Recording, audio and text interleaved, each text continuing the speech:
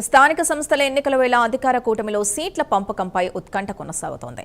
ఈ నేపథ్యంలో విజయవాడలో జనసేన పార్టీ కీలక సమావేశాన్ని ఏర్పాటు చేసినట్లు మంత్రి కందుల దుర్గేష్ తెలిపారు. అయితే స్థానిక సంస్థల ఎన్నికల్లో సీట్ల పంపకాల విషయంలో ఇప్పటివరకు ఎలాంటి స్పష్టత రాలేదని ఆయన పేర్కొన్నారు. ఎన్నికల సన్నాహాలు, కూటమి సమన్వయం, సీట్ల పంపకం సహా పలు కీలక అంశాలపై మంత్రి కందుల దుర్గేష్తో మా ప్రతినిధి లక్ష్మి ఫేస్ టు ఫేస్. కీలక సమావేశం అనేది జరుగుతూ ఉంది. ఈ సమావేశానికి పార్టీ నుంచి మంత్రులు కందులు దుర్గేష్, నాదెండ్ల మనోహర్, బొలిశెట్టి శ్రీనివాస్ వీళ్ళందరూ కూడా హాజరయ్యారు. సార్ చెప్పండి, ఈ జనసేన పార్టీ కీలకమైన సమావేశం నిర్వహిస్తున్నారు. ఈ సమావేశం ముఖ్య ఉద్దేశం ఏంటి అసలు?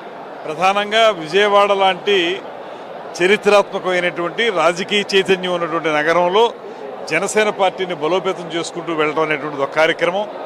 దాంతోపాటు కూటమి ధర్మాన్ని పాటిస్తూ రేపు వచ్చేటువంటి కార్పొరేషన్ ఎన్నికల్లో ఏ రకంగా మనం ముందడుగు వేయాలనేటువంటి దాన్ని ఒకటి.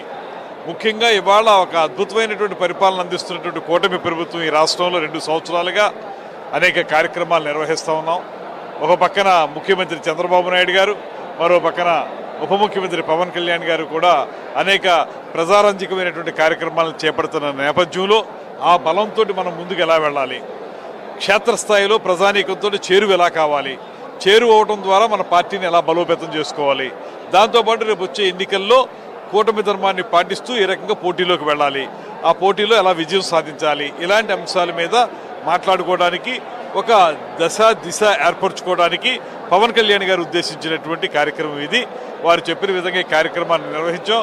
ఇప్పుడు అందరూ అన్ని డివిజన్ల నుంచి కూడా వచ్చేటువంటి వారితోటి సమావేశాలు విడివిడిగా నిర్వహించి వ్యక్తిగతంగా మాట్లాడి వారి అభిప్రాయాలను తీసుకుని ఒక కార్యాచరణను ఏర్పాటు చేసుకుని రాబోయే రోజుల్లో ఏ రకంగా పార్టీని, కూటమిని ముందుకు తీసుకెళ్లాలనే దాని మీద ఒక నిర్ణయానికి వస్తాం. ఇదే విధంగా అన్ని జిల్లాల్లో కూడా మీటింగ్లు పెట్టే ఉద్దేశం ఏమన్నా ఉందా సార్ పార్టీ తరఫున? మొన్ననే కైకలూరు నియోజకవర్గంలో నాదెండ్ల మనోహర్ గారు ఒక కార్యక్రమాన్ని నిర్వహించడం జరిగింది.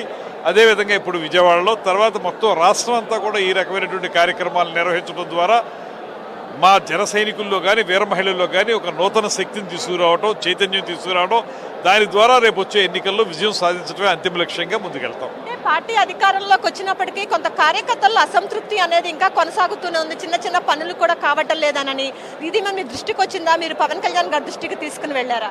కొన్ని పదవుల విషయంలో కొంత కార్యకర్తల్లో ఇంకా మాకు రాలేదని ఆలోచన ఉండొచ్చు. ఇప్పుడు రేపు వచ్చేటువంటి ఎన్నికల్లో ఎక్కువ మందికి అవకాశాలు దొరుకుతాయి, వారందరూ పోటీ చేసే అవకాశం ఉంటుంది. దాంతోపాటు చాలామందికి ఇతరత్ర పదవులు, నామినేటెడ్ పదవుల్లో కూడా అవకాశాలు కల్పించడం జరుగుతుంది. ఇప్పటికే కల్పించారు, ఇంకా కల్పిస్తారు.